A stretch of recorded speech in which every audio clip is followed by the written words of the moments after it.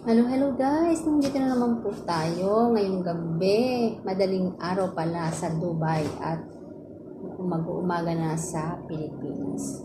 Guys, may papakita ko sa iyo mga fruits kung ano po ang masarap dito. Tara, samahan natin. Ayan. Eto po guys, syempre, alam niyo na kung anong pangalan nito, di ba? Ito ang apple.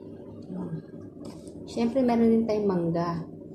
Hindi pa ako nakain. Kauwi ko lang kasi sobrang busy. Kasi ngayon ay Eid Mubarak. Eid Mubarak sa lahat ng mga Muslim dyan, sa mga sa Pilipinas, sa mga Muslim dyan, Eid Mubarak. Ayan, may mangga. Eto guys, hindi ko alam kung anong tawag dito. Mabolo ba tawag to? Ito. Ayan. Ayan.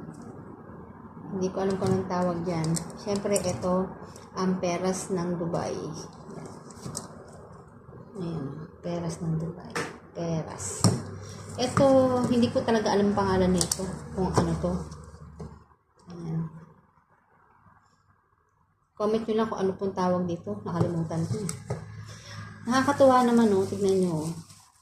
May pineapple po tayo, guys. Pineapple. Wala kasi masyadong pineapple dito sa UAE. Tignan natin.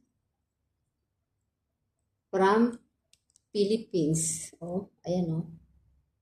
Philippines.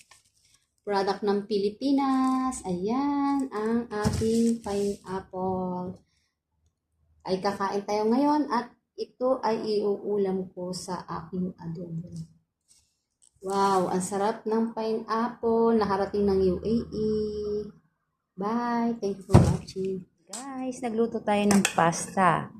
Ayan. Mainit-init pa siya. Nilagyan ko lang siya ng ketchup.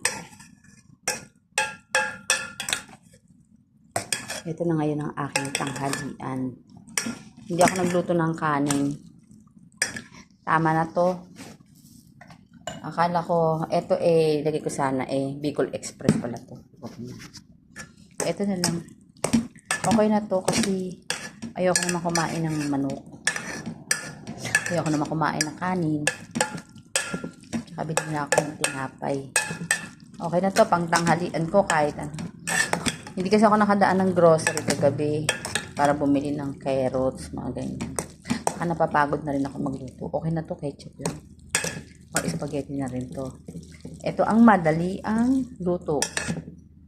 Pag gusto nyo guys ng madalian with ketchup, yan lang lagay mo. Diba?